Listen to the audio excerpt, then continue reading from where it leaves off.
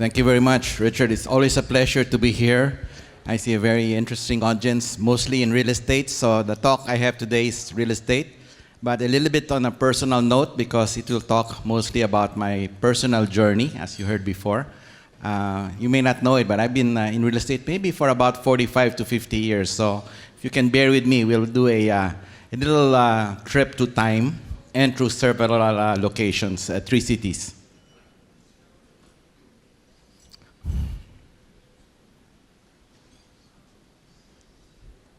So the talk today we have is game changers and trends. Okay, let's start. I wanted to talk, if you talk to about an urban planner coming to the Philippines and you talk about Metro Manila, the first thing he wants to know are the vital questions. Where is your historic site? So historic city is, of course, Manila, where the port is. He knows where the airport is. And we're talking about the new CBDs. That's Makati and Fort Bonifacio. So we're going to go through a historic tour, and we're going to talk about Manila, Makati, and Fort Bonifacio. And we're going to talk about a special theory of mine. It's very simple. It's just done to make a point. And I'm going to talk about hockey sticks and real estate cycles. And I do believe real estate growth is knowing hockey sticks. And if you take a look at this hockey stick, you will try to analyze that property values may not go linearly up. It's not like a straight line. It stays down for a long time because there are always issues. Issues about credibility. Will the project really happen? Then there's a portion where there's geometric growth. Prices really go up very fast. And then there's a stage. I call it the terminal stage. At some point in time, you have to reach that when your prices go up too fast. And it's called irrational exuberance. Alan Greenspan mentioned that one time. As you know, the Federal Reserve Bank, very famous statement. So let's talk about Manila in the 1950s, Makati in the 60s, and Bonifacio in the 1990s, late 1990s. So this is a trip and a journey, and just to inform everybody that not always everything is a hockey stick. If you have an Asian financial crisis, then it becomes like a cane, can go down. I see my friend from BCDA here, rightly so, right? Eileen, 1997. Okay, so my roots, my family, we own a string of movie houses in Manila. It was called Avenida Rizal. So we had movie houses there, first-run English movie houses. And this was the site for the entertainment district. Now, if you're talking about entertainment in the Bay Area, this was the entertainment at that time. This is the only game in town. You watch the movie. And it was air-conditioned. So we had a lot of people visiting us to actually cool off. Guys like Dwight Eisenhower and Douglas MacArthur who watch a movie here every afternoon. So the business was movies, so we had a theater called Ever Theater, and it was named after the 4 siblings. My father was Vicente, had a sister Esther, Ernesto, and Rafael, so they called it Ever. And this was the business district at that time, Escolta. You can see everybody is very well dressed, like the way you're dressed here. And like in every family business, when you get to be quite a lot, you start to divide the properties. So we had to divide the properties among the 4 siblings because the families were getting large. So we had 5 movie houses. We had 3 in Avenida Rizal and 2 in Escolta. We had Avenue, Ever State, Lyric, Capitol. So when it came time to divide, we had ownership of 3 theaters in Avenida Rizal, but we had 4 families. So one family had to get office buildings instead. So what happened was when you divide properties, you get the best and brightest among the siblings. So I had Harvard MBA cousins and brother. So they did at 1969, 1970, they did something very sophisticated, discounted cash flow analysis. So very sophisticated at that time. And they worked with the top accounting firm. So they projected the income for the next 10 years and discounted it. So the movie houses they're paying for themselves. Every 3 years, you got back the cost of the movie houses. We showed a movie called The Sound of Music. We paid for that movie house in 1 year because people watched that movie 32 times. Okay, so everybody likes music here. So what happened was, when it came time to draw the lots, my mother got the 2 office buildings and no movie houses. We were very sad because we were stuck with 2 office buildings. So let me tell you the story about those office buildings. So one of the office buildings happened to be in Ayala Avenue. So at that time, it was not earning much. This was the promise. This is the promise stage where everything's a bit slow. So take a look at it. Rizal Theater. How many of you remember Rizal Theater? Show of hands, please. 2, 3. That was the best movie house. 4. I think you did a lot of things in that movie house, right? You remember. Okay, so that's where the Shangri-La is now. So that whole area, and I'll show you a few more pictures. So that was the rest of Ayala Avenue. You could actually park your car there. If you went to any establishments, you want to visit your doctor, just park on Ayala Avenue, no problem, nobody bothers you. And that building in the background, that steel building, take a note of that, because Ayala had a very good arrangement. They said, if you bought a property from us and you put up a building, we'll give you a discount, very big discount. So we actually bought 2 properties. I hate to tell you the price because there's a story there. 60 pesos per square meter on Ayala Avenue. Yeah.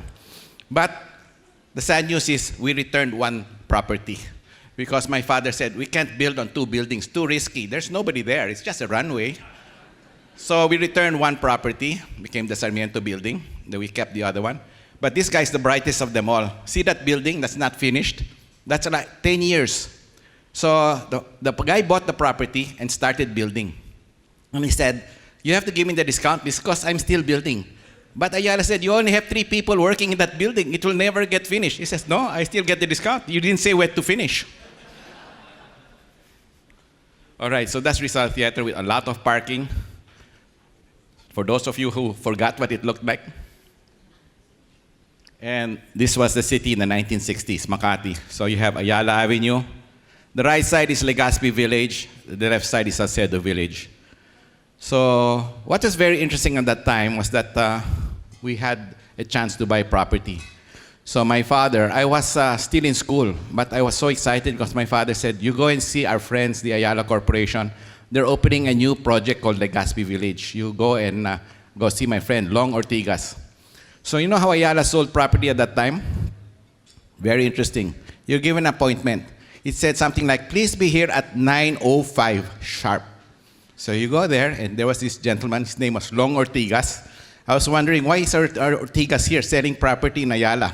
But he was the sales manager. And they called him Long because he was very tall. I think he was 6 foot tall for us, right? So he showed me the properties in Legaspi Village, and he said, so, which son are you? Who's your father, Vicente or Ernesto? Sir, it's Vicente. Okay. How many lots do you want? I said, anything on Pasay Road by orders from my father. Oh, all sold out. What's the next line? Oh, here, this next street. I have a couple of lots. Okay, I suggest you get the corner. He got his Crayola out. Crayola. And he X'd 2 things there. He says, okay, sold. Next. I said, what a life. And I learned from that because later on when I was in charge of distributing lots of Fort Bonifacio, I had to remember a formula. And I'll tell you more about that later on. So, Legaspi Village on the right side. Urban legends. Every talk I give you, I'll give you a little background. What was the biggest problem with Legaspi Village after you bought? You bought a property, it was 550 pesos per square meter at that time. You put up a building, and your biggest problem was you only had 2 telephone lines for the whole building. Well, at that time, wala pang cellphone. So telephone lines, very important, right? You have a lot of tenants because PLDT said, oh, that was zoned for residential. We didn't know it got converted to office. So wait 5 years and you get your telephone line. It only took us 1 year and a half to put up the building, but it took us 3 years to get the telephone line. So that's my first project. It's very old because it was finished in 1970. I was working, I was still studying in school, but I was doing this project for my father called Concord Building. So the story about Concord Building is very interesting because it was the start of condominiums. This is the first high-rise condominium in Legaspi Village. So we were selling this condominium, and we said, instead of paying 8 pesos per square meter for rent, you can pay me 12 pesos for 10 years and own the space. And there were no takers because they said, 8 pesos lang ang rent ko, 12 to buy the building in 10 years, mahal. So, very, very difficult sell. So, 6 years afterwards, from that building, this is my building number 7 in Legaspi Village. It's called Corinthian Plaza. So, I learned something from this building which I will always never forget. This is a building that uses 4 lots instead of 1 lot. It's the biggest floor plate building in Legaspi Village. And I found out when I finished the building that it costs 40% less than doing a normal building on a small lot. Even if you add at that time something very fancy like curtain wall glass. This is the first curtain wall glass in the Philippines, double pane. And it was so easy to rent out because now you had lots of light that came in. So my father, this building that you see in the foreground is what my father built in 1963. And it was supposed to be 10 floors. When it reached the 8th floor, he said, tama na, let's stop here. It was very, according to him, delicado. We might not be able to rent that top 2 floors. So you see a transition. Those top 2 floors were added. And 30 years afterwards, I told my mother, can I do something with that building? She said, well, you know, in your father's memory, you keep the building, but you can build on the back lot. So what did you build on the back lot? We built 40 stories. So sometimes it's good to leave a little space in your building, just in case you have growth. Ayala required that you can only build on 50%. So this is the other 50%, the parking lot. So Bonifacio. So we moved now into Bonifacio, 1996. This is what it looked like. Terraforming. You find the great geometric roads. If you go to Bonifacio, Eileen is laughing because she's saying, yeah, you go round and round, right? Eileen Sosa from the BCDA, she's my mentor. So anyway, grand plan, it was done. So you have a lot of parks, and the parks are caused because you have intersection between the grid line and the crescents. So they become crescent parks. So if you're lost in Bonifacio, just remember, keep following a road, you'll hit the grid. So on one side, if you see that very small building on the side, that's where our offices were. It was called the Bonifacio War College. When we bought the property from BCDA, we inherited the campus, the college campus. So we were holding office there, and that was the former place where all the generals would go to study, etc. So on one side there was the Manila Golf. So what does it look like today? Tremendous. 20 years. So the biggest problem I had at that time going back was that we had members of our consortium and everybody wanted to buy along the golf course. And you only have so many lots along the golf course. So I said, the way to sell this property to you very quickly is you put down your first choice, second choice, and third choice. So I can try to get you at least one of the top 3 choices. By doing that, we were able to satisfy everyone. Everybody at least got their second choice. So we were very happy that we were able to sell most of this. In 4 days, we sold $1 billion worth of real estate. So this is my latest project. It's called Metropolis. We have 3 buildings. This is a Google picture from the air. It's on the corner of 5th Avenue and 26th. Right on top is the stock exchange. You had a talk earlier from our gentleman from the stock exchange. So we have Net Lima, Net Park, and Ascot. So what's the change in office buildings now? Everything is green. Everybody's talking about healthy places, livable. So we have green roofs. And for us, we have 2,500 square meters of green roof on the 8th floor. And what does that mean for us? We will not use any water during the rainy season. We harvest all the storm water during the rainy season, we filter it, and we reuse it in the building. So that's great because I love Bonifacio, but the water rates there are the most expensive in the world. The next part is Net Park, that area down at the top, 1,700 square meters. We have a program in Bonifacio. It's called Adopt the Park.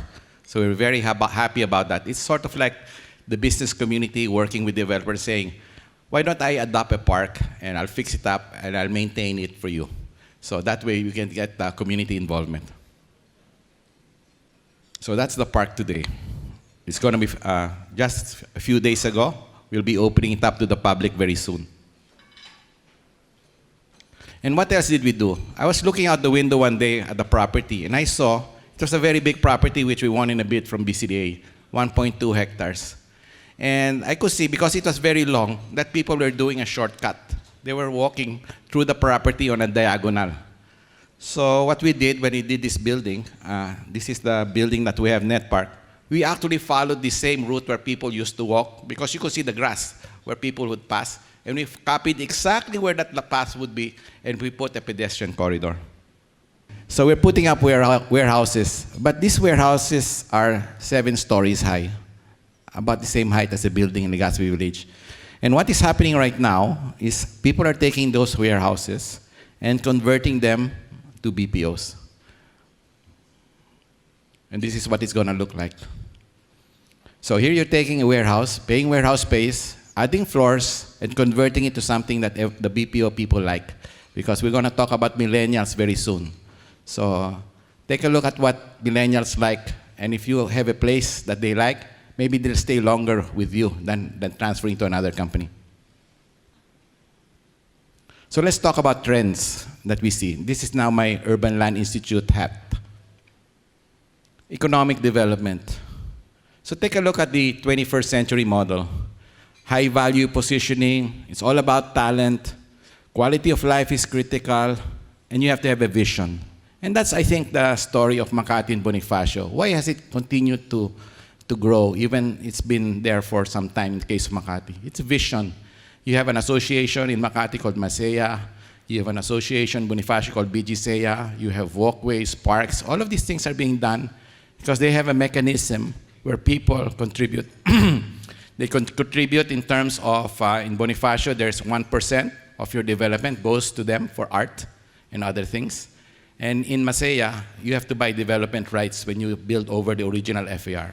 So they have billions of pesos, and they can actually fund the BRT themselves inside Makati Commercial Estate Association. So what are the trends abroad? Very interesting. Here's a term, tax incremental funding. Can you imagine a group of businessmen getting together and say, oh, we want to increase the tax here, and we will pay the tax? Never heard, right? So this is what they call the enlightened self-interest in the States. So a group of businessmen will say, well, this area we need mass transit. But who is going to fund mass transit, especially in the States when a lot of municipalities had problems with raising money? So you have to provide a seed source of money, capital. So a group of people will get together and say, well, this whole area, we agreed that the next 25 years, the increase in taxes and property will go to a fund that will fund this particular project. So tax incremental funding, it works for everyone. It's the savior in the United States. When I go to ULI, they always talk about this as having provided so many projects in the US. What's another term that's very in the United States for ULI? Business Improvement District. So it's very much like your Masaya, BGSEA. They have a source of income. They provide for a lot of things. And you can see the benefits and advantages when you have a well-controlled area. People don't mind following rules, regulations if they see values going up. So if you look at the areas in Bonifacio, the common comment we get from people who want to get space there, I like this space. It feels like a campus. It feels very safe. Yeah, it was designed to be like that because the public transport is actually owned by Bonifacio. So if you are an errant bus driver, you can't get there because it's all owned by Bonifacio, the bus transit system. The next big thing, we think it's coming, finally. It's been approved many years ago in terms of law, Real Estate Investment Trust. So if you were an investor, and you know what condominiums did for Legaspi Village and Makati, it made people like developers like me. My father could only build one building at a time because you built it and you couldn't sell except the whole building. How many buyers do you have for a whole building? You put up a condominium and you have 200 buyers. Immediately you can build a second building, a third, a fourth. So what is this REIT going to do? Even better than condominiums. People can buy in the stock market shares of your REIT It earns income tax-free coming from the revenue source of the building. 90% of the income will go to the shareholders. The shareholders can exit anytime in the stock market. If you want to make money here, you don't have to pay, your capital gains tax, I think, is going to be 1/2%. Instead of paying 12% VAT, capital gains tax 10%, go to the BAR, get your certificate authorizing registration, takes you 3 months to do that. Here, you want to exit anytime, just sell your shares in the stock market. Everybody will like this product, I think. So let's talk about millennials, because who are millennials, by the way? I see everybody here. These are the guys that you're worried about because they don't think like us. People who don't think like us, we got a bit worried. So imagine, this is what they're thinking of. Getting married later, not at all. We don't have to own a house. We don't have to own a car. You know, I want to be cool. I want to walk. I do everything through social media. I'm tolerant. And before I buy anything, I'm going to check you out on our web page and find out how you're rated. Very bad for people who don't have very good ratings on social media, right? So what's the term they use for millennials? The term they say is, they want to live large and travel light. So you're traveling light, right? Because live your life the way you want to, but leave a very small imprint in terms of environment. You're here for a speck of time in terms of the history of the universe. So leave it in a better place. So why own a car? Think about it. Buy a car, register the car, get insurance, put fuel, fix it, register it again for another year. What's the other choice? Uber. Open the app, press the button, car is there. No contest. So why is it going to be very serious for the car people? And we'll show you a bit later on. Okay, and another thing that's worrying. This is WeWork. It was mentioned earlier. So this is how they work. Everybody's looking at their phone. Everybody's on their computer. I don't think anybody's talking to each other.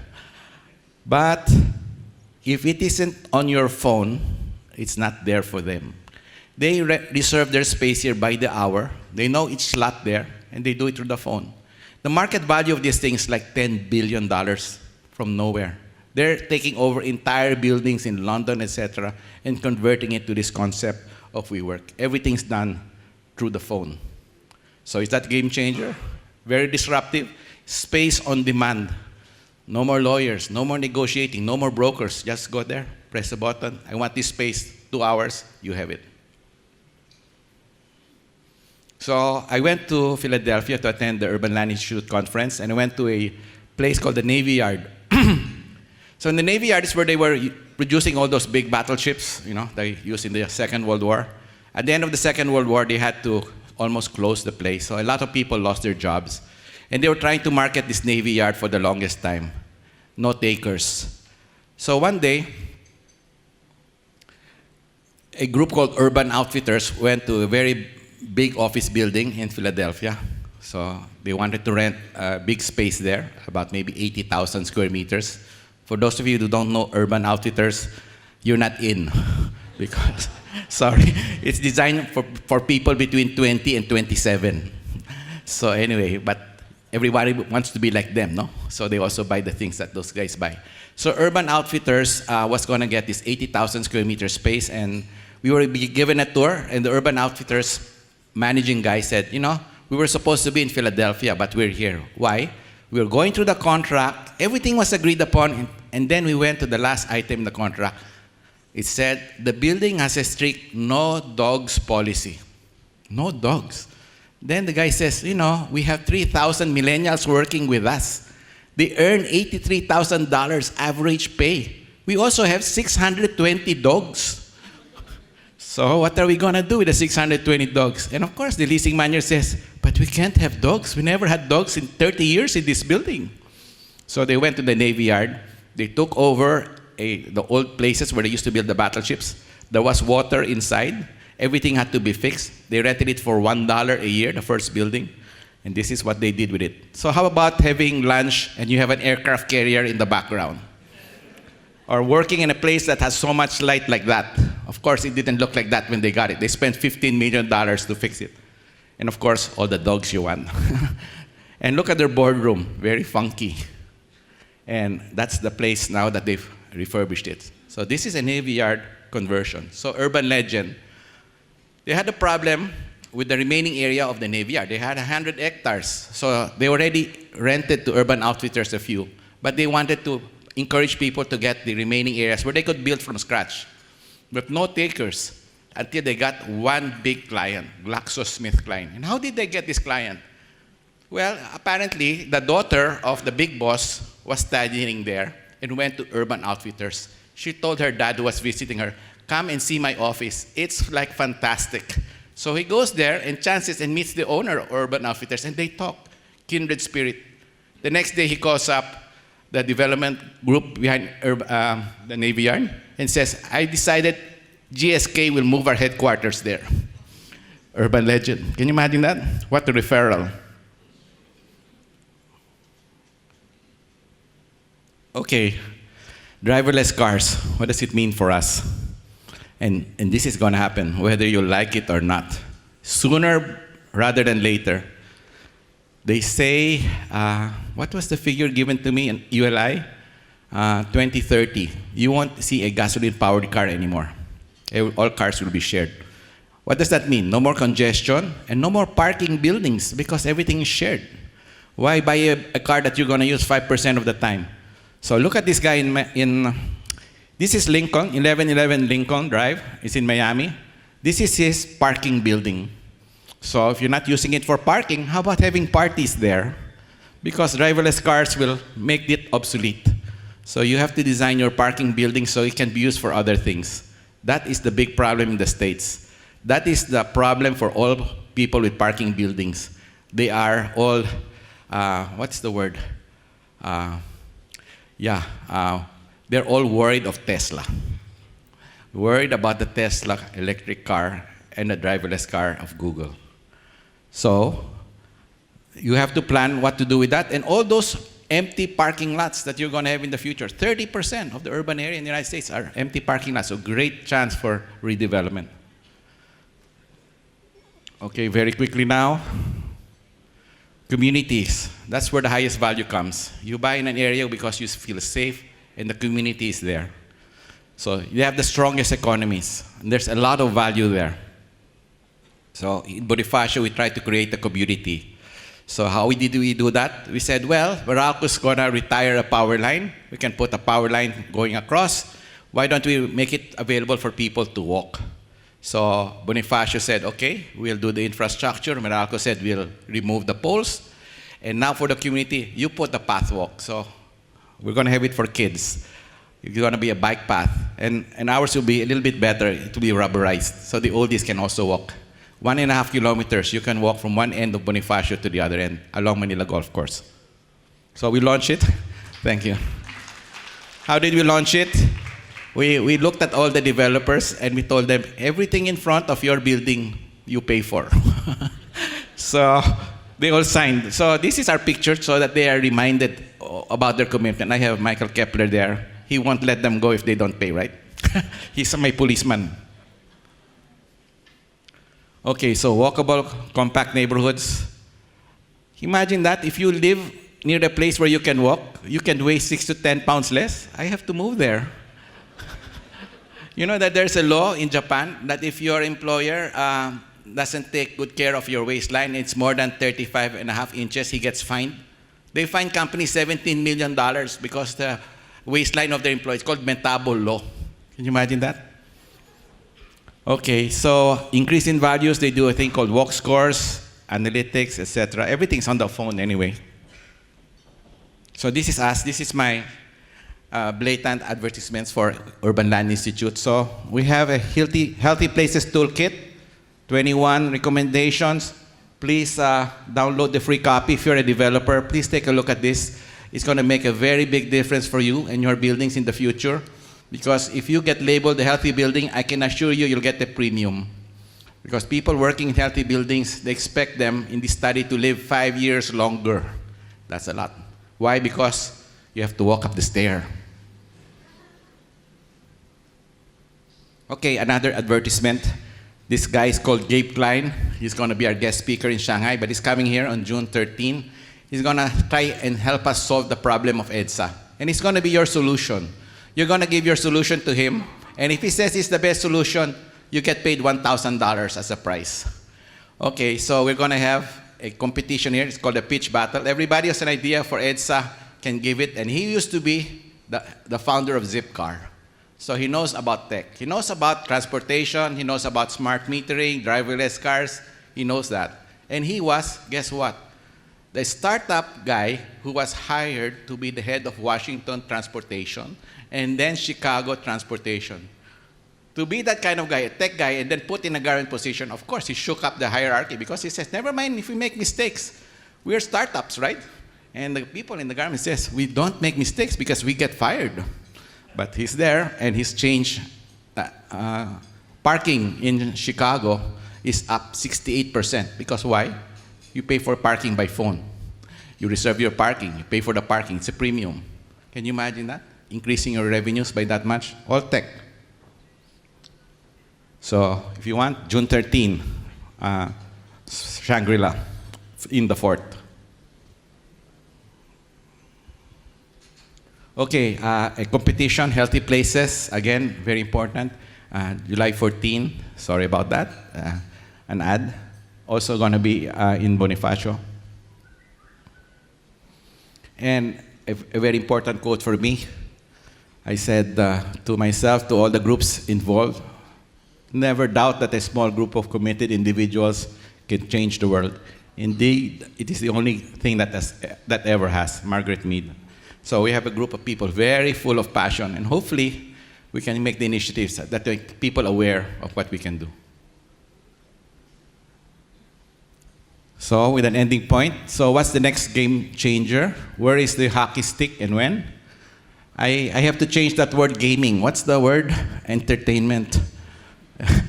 Entertainment city or something, right? So REITs and e-commerce. What's that going to do for us? Tremendous changes, I'm assured. And I'm very happy that everybody's wide awake. You know the word being interrupted or disrupted? There are major disruptions coming. I mean, driverless cars. I attended my conference. It's in Paris, and everybody's talking about driverless cars. And I have two guys with me from China, and they look at me and says, what do you think from the Philippines? We've been waiting 30 years in China to own a car, and now they want us to share the car? It never happened, he thinks. Well, guess what? I think it's going to be like your phone. You don't carry a camera anymore. Everything's in the phone, right? So can you imagine? I think the biggest game changer for all of you, if I have to do a vote, what do you think is the biggest game changer in your life? And if you put up your smartphone, I think that's it. Because if you leave home and you forget your phone, you're going to go back, right? You're going to get it. Because I can't even go anywhere without getting to waste, because it will take me 15 minutes more if I make a wrong choice. And everything else that comes with it. So anyway, with that, thank you very much, and a pleasant morning.